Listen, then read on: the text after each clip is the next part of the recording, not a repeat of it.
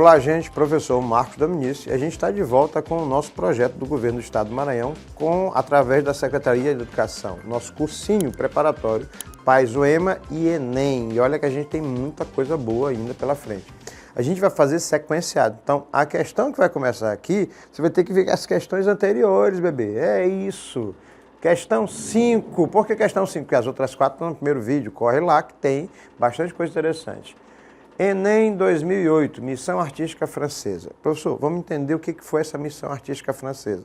Século XIX, no Brasil, você tem a chegada da família real portuguesa ao Brasil em 1808. Data não é importante, mas ela não para vocês, mas ela é interessante para você nortear o que aconteceu. Início do século XIX, certo? Então, a Missão Artística Francesa, ela faz parte desse processo brasileiro do século XIX. Ela é importante para a gente e muito. Então, Dom João VI chega com a família real e vai vindo gente de Portugal ao longo desses meses e anos em 1808.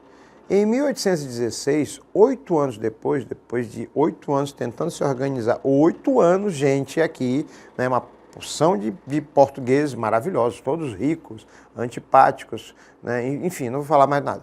E chegam ao país, primeiro eles vão para a Bahia, depois para o Rio de Janeiro e começam a se acomodar para ter a nova corte portuguesa, eu não posso rir disso, a nova corte portuguesa no país, né, porque Dom João, né, a Carlota Joaquina, a esposa dele, Dom Pedro I e o resto da família real toda estava aqui. O que acontece?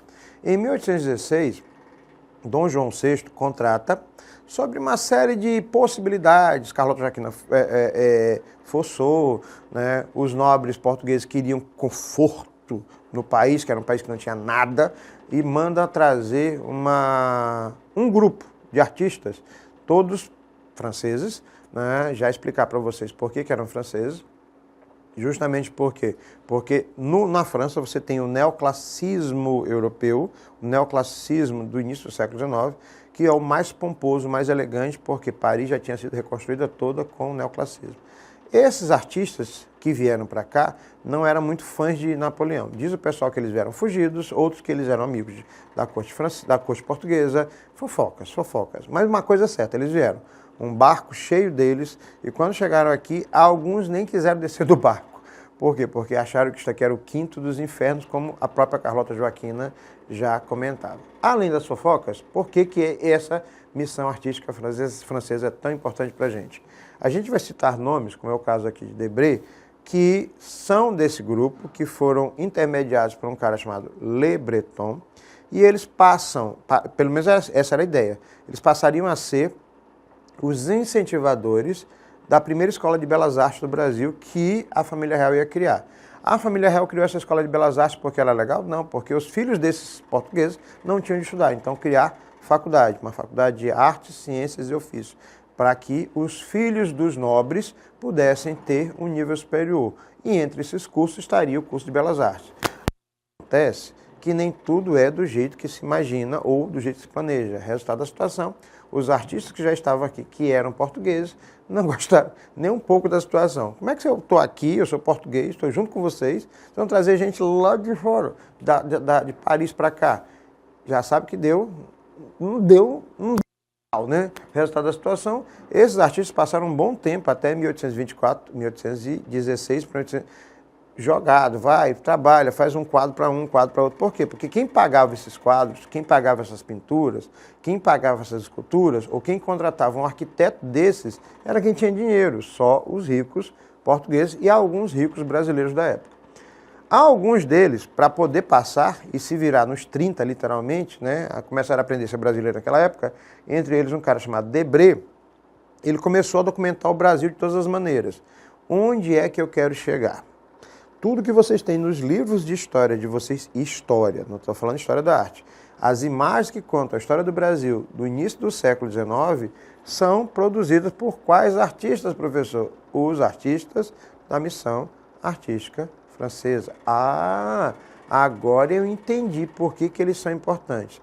Depois que a academia foi inaugurada, a Academia de Belas Artes, alguns desses artistas, inclusive Debré, perdão, foram transformados e viraram professores, diretores dessa academia. Ou seja, veio gente de fora para ensinar arte europeia neoclássica para que novos artistas formados no Brasil, brasileiros, alguns também não eram, começassem a produzir arte essencialmente brasileira, feita por brasileiros.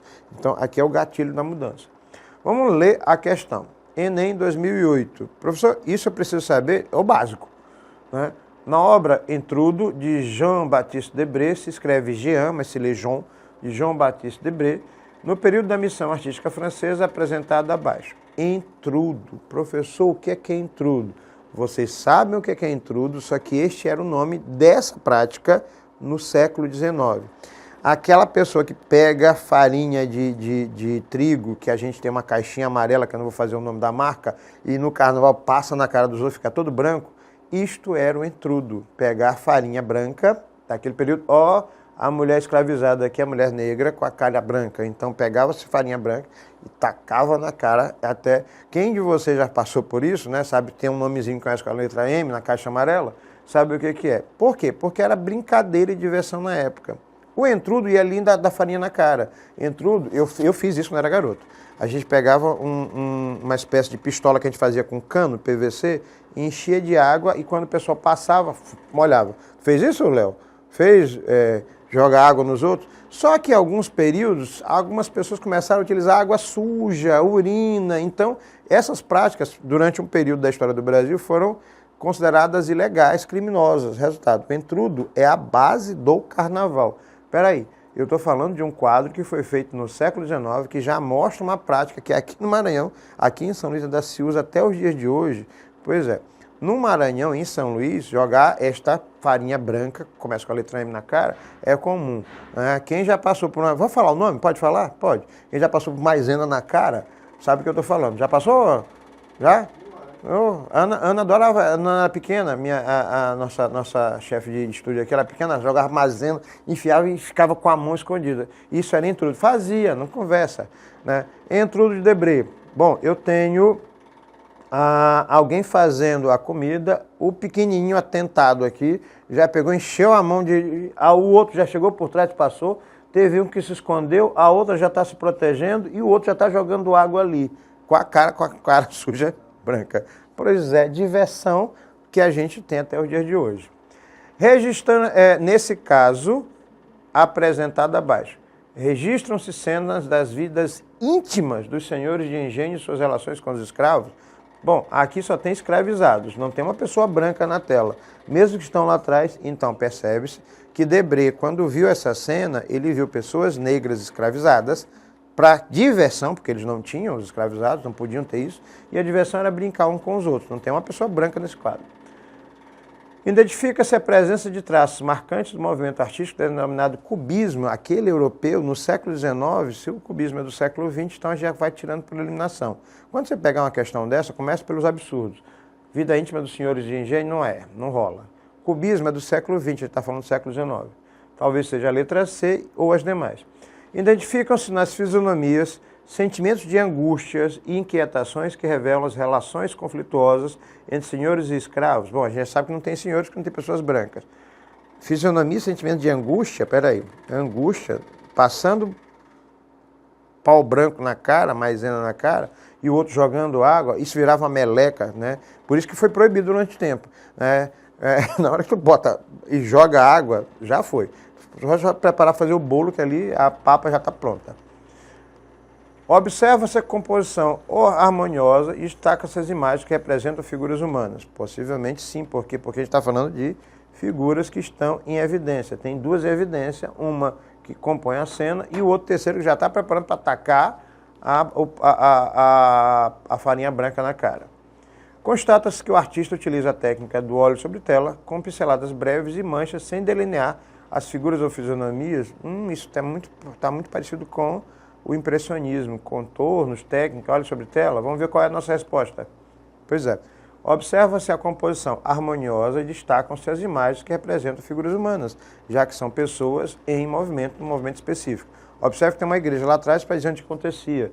Tem uma venda aqui, mas quem está em destaque são as figuras humanas. Por quê? Porque o Debré capturou a história do Brasil naquele período. Por isso que a obra dele é tão importante. Atenção a esse nome, Debré. Ele conta a história do Brasil. Inclusive, ele foi o primeiro a fazer enciclopédia, né, contando com volumes os hábitos dos negros, dos indígenas e dos negros escravizados, dos indígenas e dos nossos queridos colonizadores maravilhosos portugueses. Estou sendo irônico, certo? Ainda do século XIX, saímos da missão artística francesa e vamos para o academicismo brasileiro. Para você entender o que é o academicismo brasileiro, que acontece no século XIX no Brasil, que faz parte desse processo que eu falei a vocês, é necessário que a gente entenda a seguinte situação. O academicismo brasileiro é a Academia de Belas Artes no país, certo? Essa Academia de Belas Artes no país, está quente isso aqui, gente. Vê se vocês baixam um pouco a temperatura. Estou suando aqui. O academicismo brasileiro, ele é a Real Academia de Artes, Ciências e Ofícios, que depois virou Academia Imperial de Belas Artes. O que era ensinado no academicismo? O estilo europeu chamado de neoclassicismo. Lembra dos artistas que eu falei para vocês? Os primeiros eram franceses, depois eles vão fazendo professores brasileiros que vão ensinando pintura neoclássica, pintura romana, pintura grega, história do Renascimento na Europa, história do Barroco europeu, a arquitetura neoclássica, escultura neoclássica, ou seja, eram cadeiras de uma faculdade, são as primeiras faculdades. Onde foi parar essa Academia de Belas Artes, ou Acadêmica Brasileira? Ela foi anexada pela UFRJ, né, que é a Universidade Federal do Rio de Janeiro, e encontra, se eu não me engano, na Ilha do Governador, que eles chamam de Fundão. Perdão. Questão 6, Enem Libras. Pertencente ao romantismo, a obra de Vitor Meirelles caracteriza-se como uma. Vamos lá saber. Eu vou já aumentar a Batalha dos Guararapes, mas eu quero que vocês entendam o que é romantismo e quem é Vitor Meirelles, certo? Romantismo, né? Machado de Assis, José de Alencar, esses nomes para vocês são comuns porque eles fazem a literatura considerada romântica. O que é o romantismo? O romantismo veio da Europa, tanto na literatura, quanto na pintura, quanto na escultura. A gente não tem muitas referências na arquitetura, mesmo que algumas pessoas, alguns estudiosos, discordem disso ou não, certo?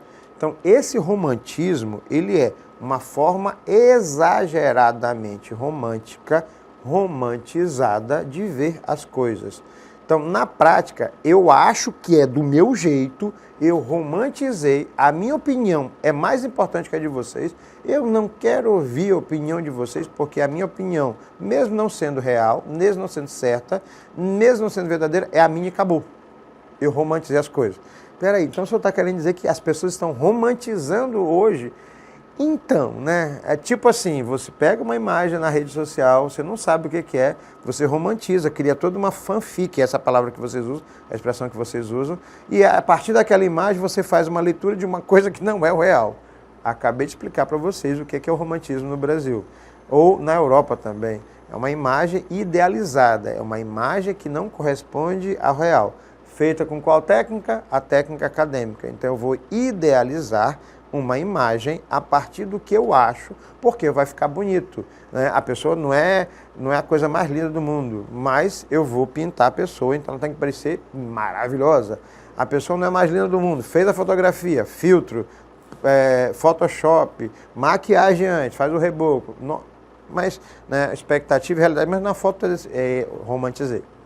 A Batalha dos Guararapes, feita por Vitor Meirelles. Quem foi Vitor Meirelles? Vitor Meirelles, só para facilitar a vida de vocês, é um dos 3 pintores brasileiros, tem vários, mas eles estão nos tops, né? A tríade dos tops. Vitor Meirelles, Almeida Júnior e Pedro Américo. Vitor Meirelles é o autor da primeira missa no Brasil, aquele quadro que a gente vê nos livros de história, que é uma pintura romantizada, que é uma pintura que não corresponde ao real. Por quê, professor? Porque o quadro foi feito no século XIX. A primeira missa no Brasil aconteceu no século XV, XVI. 300 anos depois. Não pode ser real. Ele idealizou, ele romantizou a pintura. Então, caracteriza-se como o quadro bem aqui. Peraí, ele estava lá no horário da briga, ele estava lá olhando, ele fotografou a confusão, ou ele criou da cabeça dele e a gente acha, quando olha a Batalha dos Guararapes, ou outras imagens do século XIX, que contam a história do Brasil sobre a visão de artistas que romantizaram os fatos. O senhor está querendo dizer que tudo é falso? Eu não disse isso, eu só disse que há uma idealização. Sim, eu disse. Pertencente ao romantismo, a obra de Vitor Meirelles caracteriza-se com uma, letra A, descrição dramática da guerra. Dramática, quando eu digo, é exagerada, certo? Alguns de vocês são dramáticos. Inclinação ao retrato nacionalista? Sim, porque também a gente tem essa questão do eu vou contar a briga, né? Eu tive uma briga com o meu câmera, eu vou contar a minha versão, eu vou dizer que eu bati. Eu não vou dizer que eu apanhei. Na hora que ele contar a versão dele, ele vai romantizar, mesmo com a cara amassada, ele está rindo aqui, ele vai contar a versão dele. Ele é jogador de futebol e ele sempre tem vantagem para contar. Alguns de vocês fazem isso. Então, inclinação ao retrato nacionalista, eu sou nacionalista, vou puxar para o meu lado, né? E assim por diante. Estilização das revoltas populares? Não sei. E construção da identidade brasileira? Também. Representação de obras francesas? Então a gente já tira a letra E, que essa é mais inviável. Estilização das revoltas populares? Também essa está bem longe. Vamos tentar? Inclinação ao retrato nacionalista. Eu vou idealizar a história do país, eu vou contar a história do país através de imagens que vocês leem visualmente nos livros de história e de arte sobre o que aconteceu no país no século XIX. Então, toda a nossa história visual é criada imageticamente, através de imagens, por artistas brasileiros ou franceses nesse período. Próxima questão. Sétima. Professor, por que é a sétima? Eu cheguei agora e estou tentando entender. Porque no nosso vídeo anterior, nós temos a questão 1, 2, 3 e 4. E a gente vai tentar fazer o máximo possível. Já estamos na sétima, né? Enem 2019. Arte no Brasil no século XIX. Ainda na mesma sequência. Eu fui condensando para a gente poder fazer um parâmetro. Ok? Século XIX é aquele, recapitulando, onde a família real chega em 1808. Em 1816... chega a missão artística francesa que eu falei no início do vídeo. Em 1824, a Escola de Belas Artes começa a funcionar ativamente. Coincide também com os autores da literatura brasileira e intelectuais.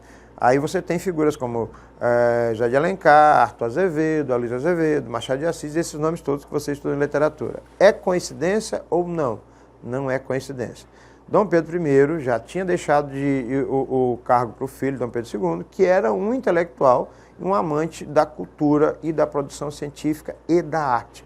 Então, ele estimula a criação de cursos intelectuais brasileiros. Por isso é que a gente tem tanto pensamento, tanta mudança no século XIX. Conhecimento é poder, conhecimento é transformação.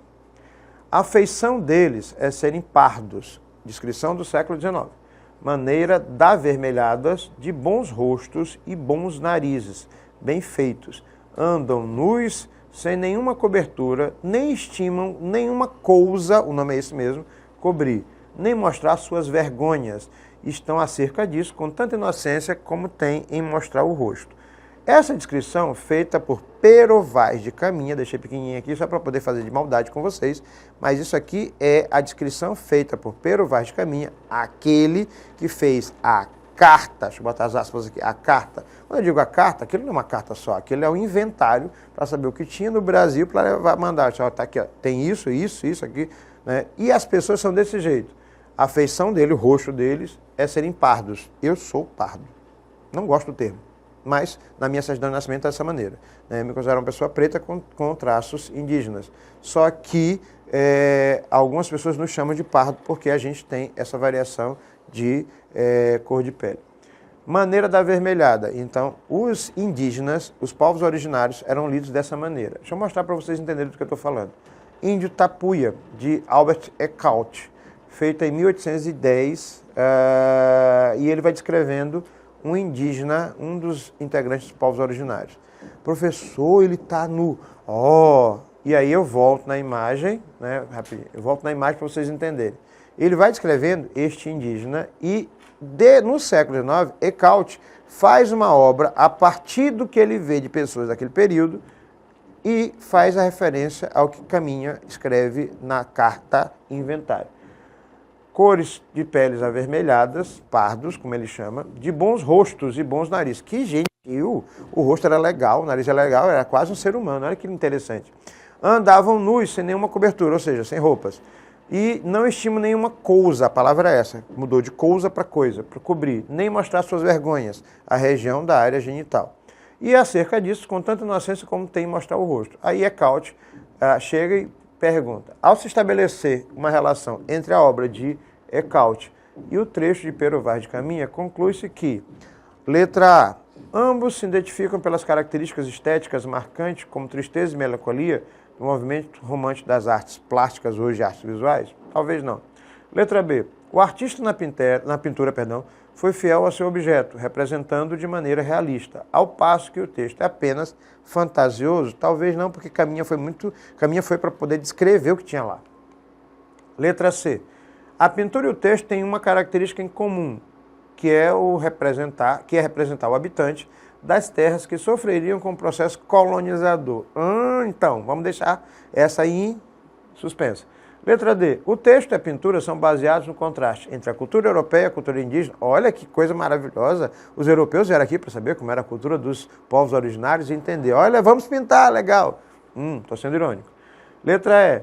Há forte direcionamento religioso no texto e na pintura, uma vez que o indígena, o índio representado, é o objeto de catequização jesuítica. Isso deixa a gente pensar porque os jesuítas fizeram uma devastação cultural nos processos indígenas. Mas a nossa resposta é, a pintura e o texto têm uma característica em comum, representar o habitante das terras que sofreriam com o processo colonizador e o que aconteceu. Tanto é que você tem povos originários que foram devastados por esse processo cultural e militar dos colonizadores, em particular portugueses. Essa é a verdade. Questão 8.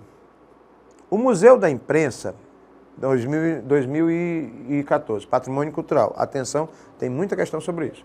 O Museu da Imprensa exibe dois linótipos. Trata-se de um tipo de máquina de composição de tipos de chumbo inventada em 1884, em Baltimore, nos Estados Unidos, pelo alemão Ottmar não vou ler esse nome não, é um alemão. Leiam aqui porque facilita a vida da gente. O invento foi de grande importância por ter significado novo e fundamental avanço na história das artes gráficas. A linotipia provocou, na verdade, uma revolução, porque venceu a lentidão da composição dos textos executadas na tipografia tradicional, em que o texto era composto à mão, juntando tipos móveis um por um. Constituía-se assim no principal meio de composição tipográfica até 1950. O linótipo, a partir do século XIX, passou a produzir impressos a baixo custo, o que levou às informações de massa, democratizou a informação, promoveu uma revolução na educação. Antes do linótipo, os jornais... agora que eu sei que é o linótipo. Os jornais e revistas eram escassos, com poucas páginas e caros. Os livros didáticos eram também caros e pouco acessíveis. Deixa eu explicar para vocês. O linótipo é uma máquina que você vai montando as letrinhas e ela vai fazendo um carimbo e vai carimbando jornais. Os jornais e revistas eram feitos desse jeito. E nesses jornais e revistas também tinham desenhos. Antigamente se colocava letra por letrinha até montar toda a frase. Era artesanal e trabalhoso, demorado. Por isso que o jornal, mesmo já existindo, demorava para ser feito, às vezes 2 dias, então tinha muita notícia. Com o linótipo, essa máquina que era industrial, por isso que é do século XIX, lembra da Revolução Industrial, os jornais e revistas passaram a ser mais produzidos. Depois dos jornais e revistas, passaram a ser produzidos também os livros didáticos, já que os livros não eram acessíveis. Se você tem livro e não quer ler, imagine no século XIX onde não tinha livro. Conseguir um livro, você era muito rico. Por quê? Porque eram poucos, eram escassos e era bem trabalhoso ser feito. Então, a pergunta é, o texto apresenta um histórico do linótipo, uma máquina tipográfica de fazer várias páginas inventadas no século XIX e o responsável pela dinamização da imprensa. Em termos sociais, a contribuição do linótipo teve impacto direto na produção vagarosa de materiais didáticos, ou seja, livros. A pergunta é, as questões é, letra A composição era aprimorada de tipos de chumbo? Letra B, há uma montagem acelerada de textos para a impressão? Letra C, produção acessível de materiais informacionais? Não sei se era acessível. Letra D, impressão dinamizada de imagens em revistas? Facilitou bastante. Não teve qualquer tipo de impacto, principalmente na produção artística. Então a gente vai pela eliminação básica. A letra C e a letra E né, talvez sejam as menos acessíveis, ou melhor, as menos usuais. Mas vamos ver? Impressão dinamizada de imagens e revistas. Por que isso está em arte? Porque quando a gente fala desses materiais, a gente está falando de técnicas que viraram patrimônio cultural, patrimônio material e patrimônio social. Então, nesse caso, tanto o linótipo quanto o processo anterior, ele vai facilitando a composição de imagens junto com o texto. Ah, tá vendo a minha camisa? Né? Isso aqui foi feito por serigrafia, que é uma técnica que já vem daquela base. Você vai fazendo várias delas, né, em grande quantidade. Isso é a situação da impressão dinamizada, fazer várias delas em grande quantidade para que a gente possa ter muita produção gráfica com imagens, né? A gente vai ficando por aqui com a nossa revisão, nosso preparatório para o PAS Enem, PAS UEMA e Enem. Professor Marcos Domingues, professor de arte. Um abraço, gente. Fui!